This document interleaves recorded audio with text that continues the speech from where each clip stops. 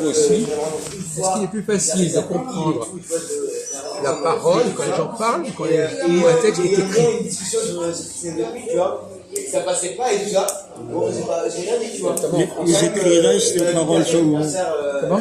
Les paroles s'en vont, les écrits restent. On vous parle pas de ça, mon vieux. Oui, ça. Non, mais d'accord, mais ne parlez pas à côté de la plaque. On vous dit simplement, est-ce qu'il est plus facile de comprendre quelqu'un qui parle ou un texte que vous lisez? Comme il savait que après, c'était une lesbienne qui Moi je le sais, mais je ne dis pas.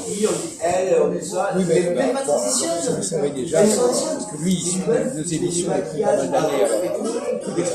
moi, c'est cancer dans le île devant deux bouts de mer. Pourquoi vous avez fait une erreur en disant que c'était plus facile? Peut-être c'est plus facile de comprendre l'écrit. Oui, c'est plus facile que l'oral. Oui. Lui, il dit le contraire. Par exemple, une personne qui parle à l'oral, des fois, elle articule pas bien forcément. Il peut, voilà, elle peut avoir aussi un accent qui fait qu'on comprend pas bien. Quand les gens parlent, il faut faire un travail supplémentaire. Il faut dire, mais qu'est-ce qu'il est en train de dire? Quel est le mot qu'il est employé, etc. Alors que quand c'est écrit, c'est écrit. Vous avez le mot tout de suite. C'est une erreur que vous avez commise. Quand c'est écrit, le travail est déjà mâché. Il n'y a plus besoin de se demander ce que la personne a voulu dire parce que c'est déjà écrit. Et donc c'est beaucoup plus difficile vous savez parfois les gens préfèrent regarder des films étrangers parce que c'est sous-titré. Et donc là ils peuvent lire. Et même en français, ils préfèrent un film étranger en anglais sous-titré en français qu'un film français qu'ils ne vont pas comprendre. Ils ne vont pas comprendre tout ce qui s'est dit. C'est fatigant d'écouter quelqu'un parler. Fatigant. Parce que si vous n'êtes pas très habitué, comme dit, il y a des façons, en français par exemple, il y a des façons de parler très particulières.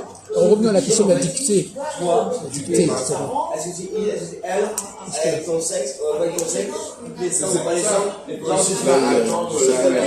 Quoi? Là, il y a un problème. Non, c'est rien ça. C'est rien, c'est même pas le message, ça n'a rien à voir avec le sujet. La dictée. Vous voyez la dictée. La dictée, c'est un exercice très bas. Ça apprend quoi la dictée? À quoi ça sert la dictée? Oh, réveille-toi là. Pas faire de faute.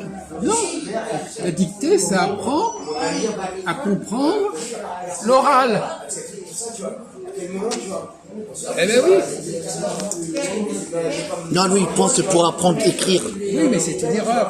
C'est d'abord, la première chose à le dicter, c'est de comprendre ce qu'on dit. Hein? Si je vous dis un texte et que vous n'êtes pas capable de... Même si vous faites des fautes, c'est pas grave. La question, c'est pas une question de faire des fautes ou pas. La question, c'est savoir si vous comprenez les mots. Ben, si c'est à l'oral, si vous ne comprenez pas l'oral, L'oral, pas c'est les la mots. parole. L'oral est rapide, c'est rapide l'oral. Oui, si vous voulez. Mais la question n'est pas là. C'est qu'en français, le passage de l'oral à l'écrit est compliqué. Par exemple, si tout à l'heure il disait,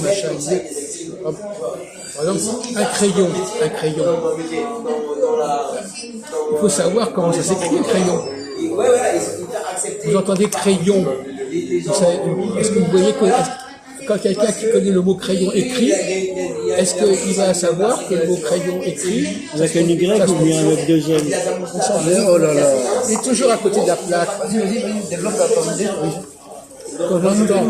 Quand j'entends quelqu'un, même par exemple le mot parlement. Quelqu'un dit parlement. Et la personne, elle a lu des journaux.